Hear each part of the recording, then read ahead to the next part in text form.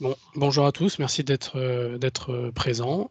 Du coup, aujourd'hui, je vais vous parler d'une session autour de la gouvernance de Microsoft Teams, vous présenter un petit peu la démarche et vous présenter une solution basée sur la Power Platform. Du coup, je me présente, moi je m'appelle Adrien Dessim-Socard, je travaille pour HubCollab en tant que lead sur la partie Teams et Power Platform. Et du coup, mes domaines de prédilection, c'est essentiellement Teams, SharePoint et bien sûr la Power Platform. Du coup, l'agenda que je vous propose, c'est de voir un petit peu pourquoi est-ce qu'on a besoin de cette gouvernance. Parce qu'avant avant de la mettre en place, il faut se poser cette question, pourquoi est-ce qu'on en a besoin? Et je vais vous présenter une démarche qui fonctionne en 3 étapes. Il y a d'autres manières de faire, mais c'est une solution. Et à la fin, je vous présenterai une solution qui fonctionne sur la Power Platform et qui permet d'adresser ce besoin de gouvernance et d'automatisation autour de la création des espaces de collaboration. Donc un petit rappel quand même si je pense que tout le monde est au fait ici. Microsoft Teams, c'est vraiment le catalyseur de collaboration au sein de la suite Office 365. Il faut vraiment surtout ne pas le voir simplement comme un outil de chat et de visioconf, comme ça l'est malheureusement beaucoup trop encore. Ça permet aussi bien de se connecter à des outils de collaboration, de la digitalisation de processus, des outils tiers, des connexions à des bots, etc.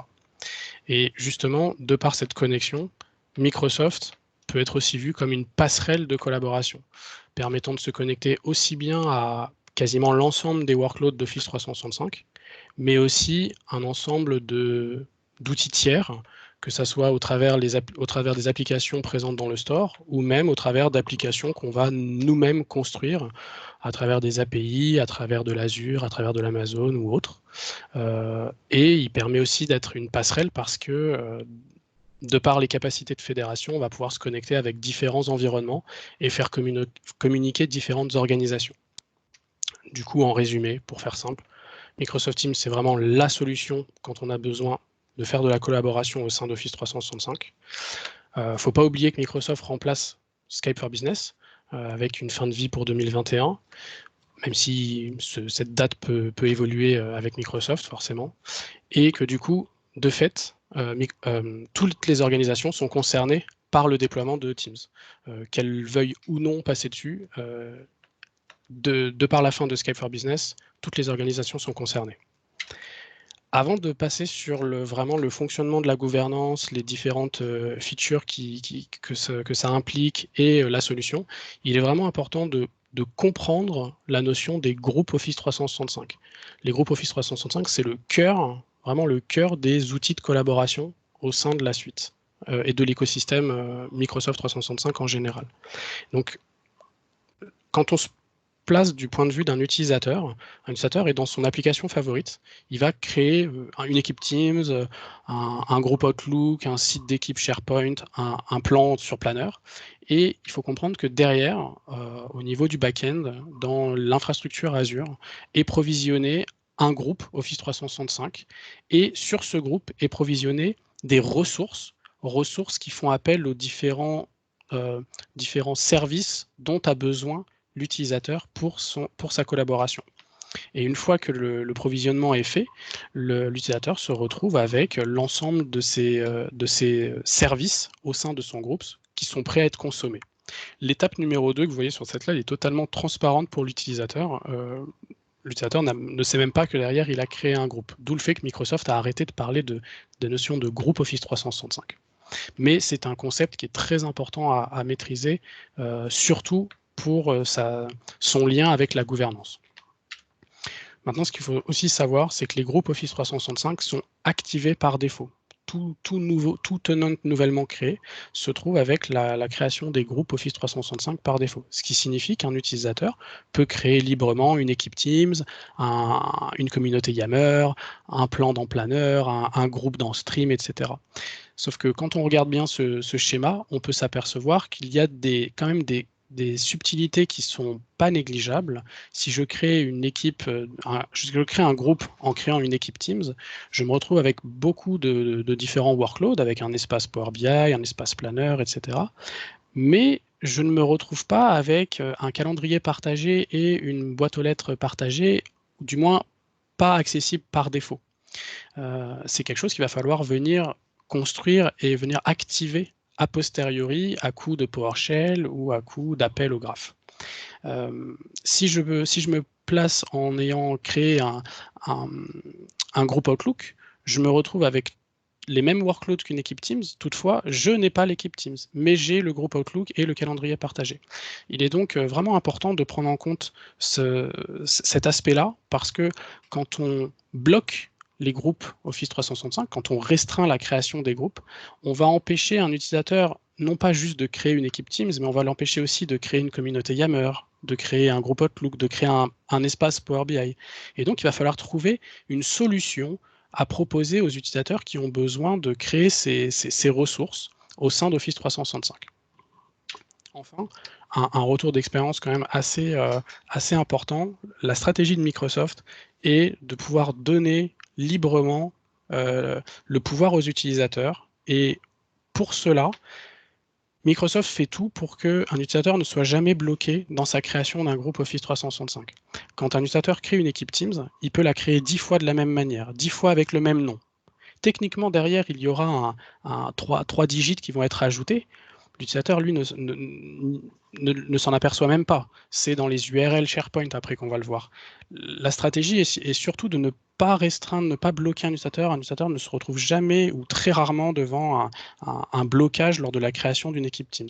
C'est avantageux d'un point de vue adoption, d'un point de vue usage, mais c'est désastreux d'un point de vue gouvernance et d'un point de vue administration, parce que je pense que je ne suis pas le premier à avoir vu des environnements avec 300 équipes Teams qui s'appellent test, des équipes qui ont 3 fois le même nom, les gens ne savent pas où mettre les documents, etc. Donc voilà, on a vraiment ce besoin de gouvernance au sein de Microsoft Teams.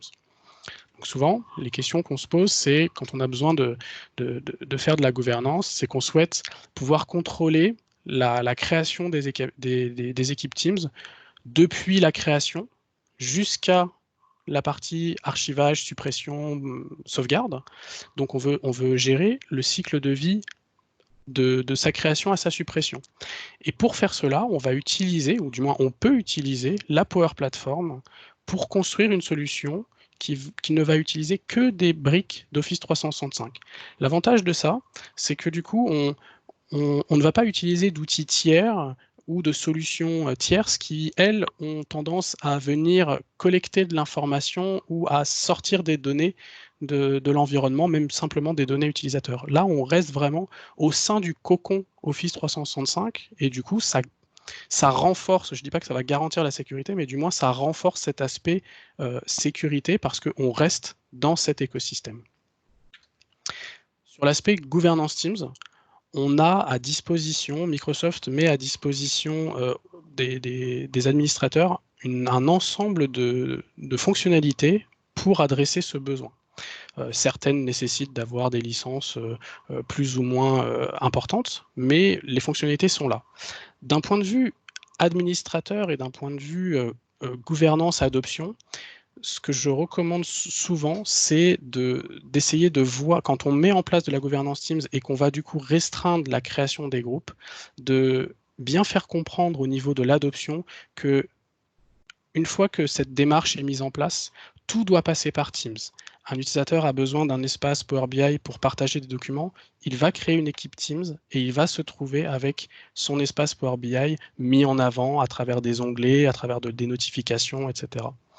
Plutôt que de multiplier les formulaires de création, on va centraliser ça au sein d'un formulaire, mais aussi on va centraliser ça au sein d'un outil. L'idée, c'est toujours un outil pour les gouverner tous les autres. Les groupes Office 365 sont le socle technique. Teams doit être, ou du moins dans ma vision, doit être le socle fonctionnel à destination des utilisateurs pour pouvoir gouverner toutes les briques, tous les services d'Office 365 qui peuvent être amenés à consommer et qui utilisent un groupe Office 365 comme socle technologique. Pourquoi est-ce qu'on a besoin de gouvernance? Concrètement, pour gérer la partie identité, on va devoir gérer la convention de nommage, gérer des mots interdits, On va devoir gérer la configuration de ces groupes et de ces espaces de collaboration, la configuration, la sécurité, éventuellement une relation avec des notions de compliance si on fait face à des régulations au sein de l'organisation. On va également définir si on veut avoir des propriétaires et des membres permanents dans certaines équipes. On va gérer la création. Bien sûr, à partir du moment où on parle de gouvernance, on arrête de créer des équipes manuellement ou en mode ad hoc. On va passer sur une automatisation. On va voir ensemble après la partie self-service ou la partie approbation qu'on peut mettre en place. On va pouvoir définir des modèles d'équipe, des modèles de site, des modèles d'espace de collaboration.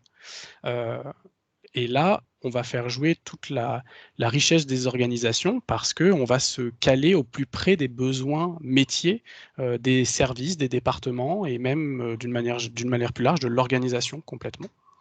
Et on va pouvoir gérer aussi le cycle de vie. Donc, comme je vous avais dit, de la création jusqu'à la suppression, ça passe aussi par la partie expiration, renouvellement, éventuellement archive, éventuellement suppression et bien sûr prendre en charge aussi la partie restauration. Et on a besoin de gouvernance aussi pour faire toute la partie reporting. Je vous montrerai dans une des slides qu'on dispose de dashboards, Microsoft met à dispo des dashboards d'adoption, de métriques qui permettent de suivre un peu les usages, mais on peut aussi utiliser la Power Platform pour construire cette collecte d'informations et cette construction d'entrepôts de données à destination de Power BI pour pouvoir construire des dashboards plus custom, plus avancés.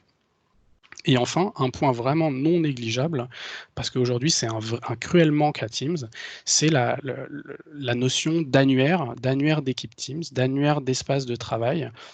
Aujourd'hui, c'est un des gros points qui manque. La fonction de recherche est superbe, mais il nous manque un annuaire. Et on va pouvoir, avec la gouvernance, en maîtrisant et en contrôlant nous-mêmes la création de ces espaces de collaboration, venir enrichir cette création avec des métadonnées qui vont venir enrichir après cet annuaire qu'on va pouvoir construire avec des solutions de SPFX ou directement des solutions de la Power Platform. Du coup, l'automatisation, elle est du début jusqu'à la fin, aussi bien sur les aspects du mode de création choisi, sur la configuration, sur le cycle de vie et le reporting, comme je viens de vous l'évoquer. Sur la partie reporting, on dispose d'un ensemble de composants natifs au sein d'Office 365, plus à destination des administrateurs, et qui comportent eux aussi certaines limites, mais sont un très bon début pour pouvoir travailler sur ces données. Gérer un petit peu l'activité, gérer les usages, découvrir un petit peu quels sont les services qui consomment le plus les différentes briques d'Office 365. Avons-nous des licences qui ne sont pas utilisées et qui donc génèrent des coûts non négligeables pour l'organisation. Et bien sûr, après, on va pouvoir construire nos propres rapports, venir construire un team score un peu à l'image du Secure Score ou du Productivity Score que Microsoft est en train de mettre en avant de plus en plus. On va pouvoir rechercher les teams qui n'ont pas de propriétaires, les teams inactifs, et surtout, on va pouvoir définir comment une organisation détermine qu'une équipe de collaboration, qu'une équipe Teams est inactif.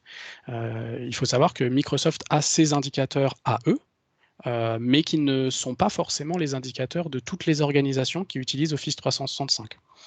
J'ai travaillé récemment dans une organisation où il y avait des chefs cuisiniers. Un chef cuisinier a vocation à se connecter une fois toutes les 2 semaines à Teams. Il était considéré comme utilisateur inactif. Pour autant, c'est un utilisateur actif. C'est juste qu'il se connecte une fois toutes les 2 semaines. Donc voilà, on va pouvoir ajuster les indicateurs en fonction des besoins métiers de l'organisation. Du coup, la gouvernance, la démarche que je vais vous présenter se découpe en 3 parties. Une partie contrôle, une partie modélisation et la dernière partie où on fait l'analyse et on va pouvoir ajuster, modifier, faire évoluer et même déclencher d'autres workflows pour aller enrichir cette gouvernance déjà mise en place. Donc la première partie consiste à déterminer le mode de provisioning qu'on va vouloir mettre en place. Est-ce qu'on veut avoir un provisioning en mode libre accès, self-service, ou en mode approbation? La slide que je vous présente ici implique forcément qu'on vient de mettre en place ou qu'on souhaite mettre en place la restriction des groupes Office 365, la restriction de la création des groupes Office 365 dans l'environnement. C'est-à-dire qu'une fois qu'on met ça en place, seules des personnes ayant des licences Azure AD Premium P1 et étant présentes dans un groupe de sécurité peuvent créer des équipes Teams sans restriction. Toutes les autres personnes n'ont plus la possibilité, sauf si on leur met à disposition un formulaire qui est l'objet de la démo que je vous ferai après. Donc côté provisioning en self-service et en approbation, on peut voir ici qu'il y a différents impacts. Donc du coup, quand on est en self-service, l'impact sur l'expérience utilisateur est plutôt faible puisque l'utilisateur continue à créer naturellement ses équipes Teams.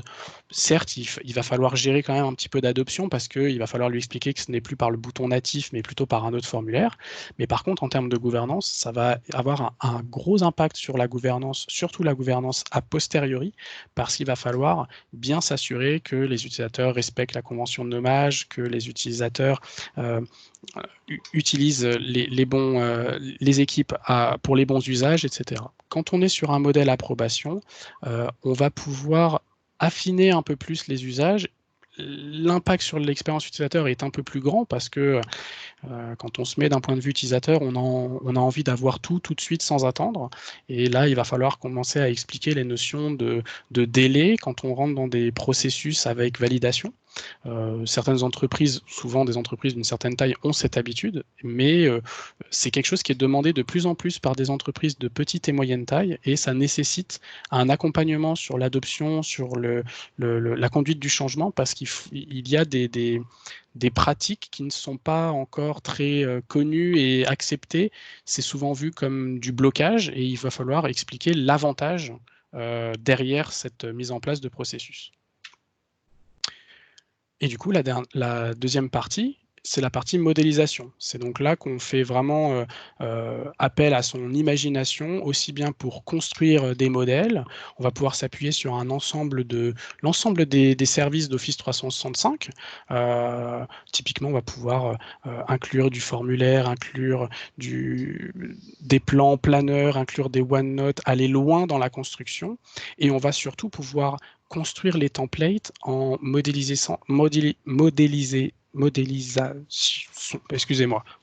en construisant ces templates, tout simplement, en basant ça sur des besoins propres à l'organisation.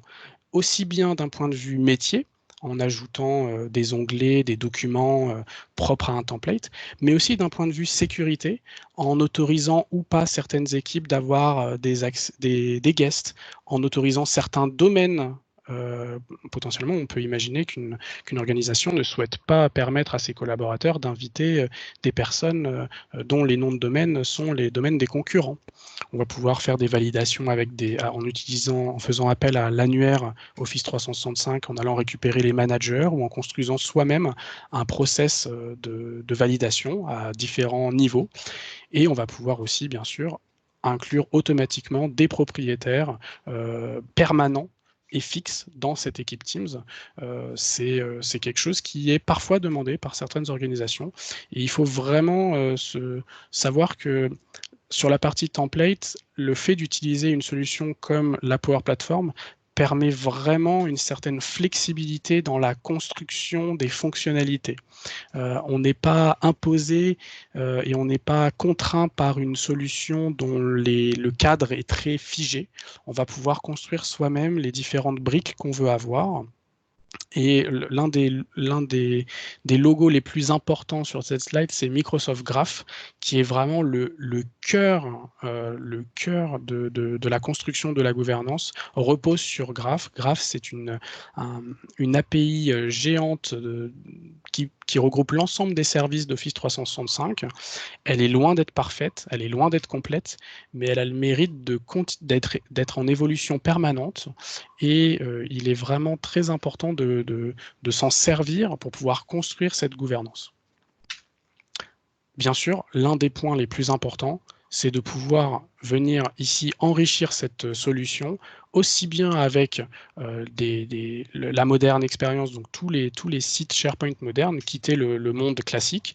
Et si Graph ne suffit pas, il reste aussi la possibilité de faire appel à du PNP, à du SPFX pour aller encore plus loin que Graph ou la Power Platform ne le permettrait. C'est là qu'on voit vraiment que les différentes briques, aussi bien fonctionnelles que techniques d'Office 365, entre Graph et PNP, les deux se marient très bien pour proposer une solution très avancée en termes de fonctionnalité. Donc voilà les trois étapes. La dernière étape étant la partie analyse et adaptation. Donc on dispose d'outils natifs, comme je vous ai dit. Ça permet d'avoir une vision vraiment globale de l'adoption. Il faut savoir que tout récemment, le dashboard d'adoption que vous voyez ici a été mis à jour. Je vais vous montrer juste après la nouvelle version. Mais l'un des points vraiment importants quand on veut avoir cette vision de reporting, c'est quand même d'avoir une vision dans le temps. Il faut savoir que l'entrepôt de données et les données que fournit Microsoft n'ont que 180 jours d'historique. Il est donc très important d'exporter ces informations et de les stocker dans un endroit où on va pouvoir garder ces informations plus longtemps dans le temps pour pouvoir avoir des dashboards avec un historique de 6 mois, 1 an, 2 ans, 10 ans, peu importe, et pouvoir vraiment remonter dans le temps. Et il est, de mon point de vue, vraiment important de construire ses propres dashboards parce que Microsoft a tendance à fournir tout et parfois trop de choses pour certaines organisations, et il est important de centrer les besoins et les indicateurs par rapport à qu'est-ce qu'on veut vraiment analyser. C'est pour ça qu'on a la possibilité de construire, même aussi à travers la Power Platform, donc Power Automate et Graph, venir collecter les informations qui sont présentes dans cet entrepôt de données que nous fournit Microsoft, venir les consommer à travers Graph et construire soi-même son entrepôt de données pour pouvoir construire par la suite son dashboard et ses rapports Power BI avec les indicateurs et les modélisations qui nous plaisent et qui nous intéressent. Du coup, je vous propose de passer sur la démo et après, je pourrai vous partager quelques retours d'expérience sur la mise en place de cette solution et de cette démarche. Je vais juste couper. Hop, vous me dites quand vous voyez l'écran.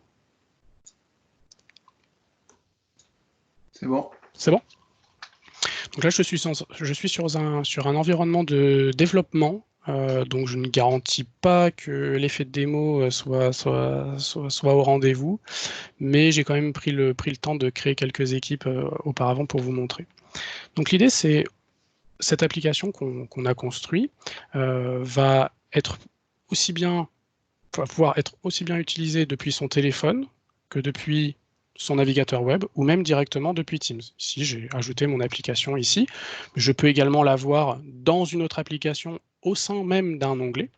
Donc, je peux retrouver mon application à différents endroits. Allez. Voilà. Donc, ici, je vais pouvoir dérouler le formulaire en tant qu'utilisateur. Donc, en tant qu'utilisateur, je vais pouvoir créer un espace de collaboration. Je vais pouvoir choisir qu'est-ce que je veux. Est-ce que je veux un espace de collaboration ou même un site SharePoint ou une communauté Yammer? Je vais pouvoir définir ici, en fonction des besoins de l'entreprise, des différents types d'espaces de collaboration que je souhaite mettre à disposition de mes collaborateurs et de mes équipes. Je vais pouvoir choisir la langue. Est-ce que je veux avoir une langue en français, en anglais, en fonction de la cible de mon espace et de mon audience au sein de mon espace de collaboration? C'est important de prendre ça en compte, surtout pour l'aspect SharePoint. Je vais pouvoir choisir, est-ce que je veux créer, là en l'occurrence, une équipe Teams depuis zéro, depuis rien, toute vide, ou est-ce que je veux utiliser un template métier? Dans notre cas, on va prendre les templates. Et je vais pouvoir avoir ici une liste de templates mis à disposition de l'organisation. On va pouvoir même filtrer ces templates en fonction de qui je suis, en fonction du service et du département auquel j'appartiens. Et je vais pouvoir choisir aussi ensuite certaines informations qu'on pourrait également imaginer qu'elles soient figées, déjà figées en fonction des besoins. On pourrait dire qu'une équipe de type projet est forcément privée. Là, on peut laisser le choix aussi à l'utilisateur de choisir est-ce que c'est privé, est-ce que c'est public, en fonction de ses besoins. On va pouvoir enrichir cette création à travers la classification qui servira aussi de tag et qui pourrait servir d'un aspect sécurité et classification des données plus tard. Et ici, je vais pouvoir créer ma super démo comme ceci. Et je vais pouvoir aussi venir modifier mon nom technique, qui lui va créer l'adresse email de mon groupe Office 365, qui générera aussi, qui sera la source de mon URL de mon site SharePoint. Et comme on peut voir, j'ai une convention de nommage qui est figée, mais qui aurait pu être construite à partir de différentes briques, si j'avais voulu découper ça dans les départements, les services, les différentes plaques géographiques où je me trouve, etc. On aurait pu imaginer une découpe beaucoup plus fine de la convention de nommage. Enfin, je vais pouvoir ajouter une description. Et je vais pouvoir avancer dans la création. Ici, je me retrouve sur le formulaire presque classique qu'on connaît, où on ajoute des membres. Dans mon cas, je vais quand même pouvoir enrichir cette création en forçant l'utilisateur à respecter certaines bonnes pratiques. Peut-être que je souhaite qu'il y ait automatiquement 2, 3 ou N propriétaires dans une équipe Teams. Les bonnes pratiques de Microsoft recommandent qu'il y en ait au moins 2. Si on a quelqu'un qui est en vacances, si quelqu'un quitte la société, qu'on ne se retrouve pas avec une équipe sans propriétaire. Donc, je vais pouvoir construire mon équipe avec mes membres, mes propriétaires, l'ensemble des personnes dont j'ai besoin, ce qui nous permet aussi d'économiser du temps parce qu'on a tous été amenés à créer des équipes Teams et devoir ajouter manuellement 10, 15, 20 personnes après. Là, on va pouvoir le créer, ajouter tout le monde et le processus automatique de création se chargera d'ajouter les gens avec les bons droits, les propriétaires, les membres. Donc, quand on parle de créer une équipe de 2-3 personnes, le formulaire natif fait très bien le travail. Quand on parle de créer une équipe avec 30, 40, 50 personnes, on pourrait imaginer même éventuellement un petit bouton pour importer un fichier CSV et gérer l'ajout des membres et des propriétaires comme ça.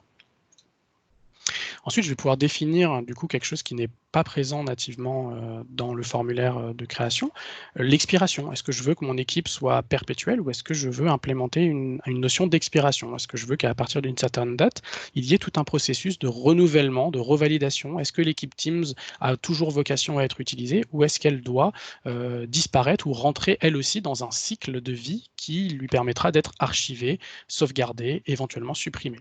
Donc dans notre cas, on va ajouter une expiration à 3 mois et au bout de 3 mois, j'aurai mon équipe Teams qui rentrera dans ce cycle de vie. J'ai le résumé de ma demande et je peux envoyer cette demande automatiquement. Je vais pouvoir retourner au menu, accéder à un user voice interne et éventuellement remplir un formulaire interne qui me permettra de donner plus d'informations. Ici, comme vous pouvez le voir, le workflow s'est déclenché derrière et l'équipe Teams est déjà en cours de création. On va pouvoir suivre sa création. Là, on voit qu'il a déjà créé des canaux, qu'il est en train de rajouter petit à petit des informations. Ça prend quand même peut-être 3-4 minutes à créer totalement. Je vais vous montrer une équipe Teams finie. Et là, vous pouvez voir que l'équipe Teams ne comporte pas le nom que je lui ai donné parce que pour l'instant, il n'en est pas encore à l'étape de renommer le display name. Il n'en est qu'à l'étape de créer des membres, ajouter des informations, copier des fichiers. Voilà, là, il copie les canaux. Il va bientôt ajouter des onglets. Donc, une équipe Teams terminée ressemble à ceci. Un ensemble de canaux propres au template qu'on aura utilisé, un ensemble d'onglets propres aussi au template qu'on aura utilisé. Dans mon cas ici, vous vous doutez bien, j'ai mis tout, justement pour montrer l'étendue du champ des possibles, mais on peut imaginer qu'une équipe de type projet n'a qu'un planeur et un OneNote, etc. On va pouvoir même ajouter un site web sur lequel on va pouvoir venir pousser de l'information, que ce soit un site web interne ou un site web externe, si on a besoin d'un site web d'un prestataire avec des ressources, un catalogue de services ou un catalogue d'appareils, peu importe. On va pouvoir aussi retrouver des documents et également venir connecter des librairies de documents SharePoint qui ne seraient pas la librairie de documents SharePoint du groupe. Si on a une bibliothèque de documents SharePoint qui serait en lecture seule et un entrepôt de documents à destination de l'ensemble de l'organisation, on va pouvoir venir ici l'ajouter automatiquement et la pointer sur un dossier bien spécifique et de dire que toutes les équipes Teams qui seraient créées avec le modèle d'équipe RH auraient automatiquement accès à cette bibliothèque de documents avec l'ensemble des documents qui sont importants. Et on peut également ajouter des PDF, tout type de documents pris en charge par Teams au niveau des onglets. Et enfin, une petite astuce qui marche plutôt bien par retour d'expérience, c'est l'utilisation des adaptive cards, donc qui est comme ce que vous voyez ici, qui permet de faire un message vraiment enrichi à destination des utilisateurs pour pouvoir un peu les guider dans leur utilisation. D'autres personnes utilisent aussi Planner, avec un planner avec des tâches déjà créées, mais dans notre cas, on ne va pas venir polluer le planner de cette équipe Teams qui a vocation à être une équipe Teams de type projet, mais on va pouvoir les guider en leur rappelant les bonnes pratiques, excusez-moi, en leur rappelant les bonnes pratiques, en les guidant vers de la formation interne, ou même en les guidant tout simplement vers la FAQ interne de Teams. Et là, on peut faire le lien sans avoir à quitter et sans avoir à changer de contexte. Et si je retourne sur mon équipe Teams, je découvre que du coup le nom s'est bien créé. Bon, je pense que je dois avoir l'effet démo avec l'infra Azure qui doit être complètement HS puisque mes onglets ne sont pas créés, mais bon, vous avez compris le concept. Vous avez une vue ici de l'ensemble de la création qui s'est déroulée totalement. Et du coup, pour en revenir, hop, je vais refaire juste un dernier switch. Tac. Hop. Sur cette dernière slide, du coup, je voulais vous partager un petit quand même listing vraiment des points clés à vous partager retour d'expérience autour de la construction et de l'utilisation de Graph. Il faut vraiment prendre en compte que Graph, c'est vraiment la clé quand on veut faire de la gouvernance de Teams. On peut faire ça avec des Azure Functions, avec du PowerShell, avec des scripts, mais du coup, on sort de ce contexte 100% Office 365, 100% tenant Office 365. Et il faut faire la distinction entre un tenant Office 365 et un tenant Azure. À partir du moment où on va faire des souscriptions à des Azure Functions ou qu'on va faire des App Insight, utiliser du Azure Log Analytics pour aller plus loin encore dans l'utilisation de l'application, on va avoir besoin d'une souscription Azure et donc de certaines autres choses. Là, l'idée, c'était vraiment, la vision derrière cette solution, c'est rester 100% dans la souscription Office 365. Vous avez un tenant Office 365, vous n'avez besoin de rien d'autre. Éventuellement certaines licences Flow P1, Azure AD P1 pour certains comptes, mais c'est tout. Et surtout, attention, ne soyez pas tentés par utiliser les endpoints en /beta, donc ceux qui ne sont pas aujourd'hui supportés par Microsoft. Même si d'un côté, il faut faire attention et d'un autre côté, il faut aussi s'y intéresser fortement parce que au niveau de la gouvernance et au niveau du provisioning des équipes Teams, tout particulièrement, il y a des nouveaux endpoints en bêta qui fonctionnent très bien et qui vont faciliter la création des équipes Teams parce que on va pouvoir construire tout ça à travers du JSON directement. Je crois que Théophile a fait une présentation lors du Teams Fest. Je vous invite à regarder, ça vous montrera un petit peu plus en détail l'utilisation de ce modèle-là. Et enfin, la partie monitoring est très très important. Il n'y a jamais de gouvernance sans d'analyse, de monitoring, de vérifier un petit peu est-ce que ça fonctionne, est-ce que les gens utilisent bien, renseignent bien les informations, les feedbacks qu'ils donnent permettent d'améliorer le service. L'idée, c'est aussi alors c'est pas forcément dire de faire comme Microsoft, mais de se rapprocher de cette vision de réduire l'écart entre ceux qui développent les solutions et les utilisateurs finaux. Et le fait de mettre entre les deux cette passerelle qu'est un user voice, un formulaire, un simple forms pour collecter des feedbacks permet vraiment de donner des insights auprès de l'équipe qui va développer la solution pour l'améliorer, améliorer le contexte, ajouter des fonctionnalités qui seraient manquantes. Et il y a vraiment pas mieux que des utilisateurs pour donner des idées auxquelles, en tant que concepteur de solutions, des fois on ne pense pas ou on passe à côté.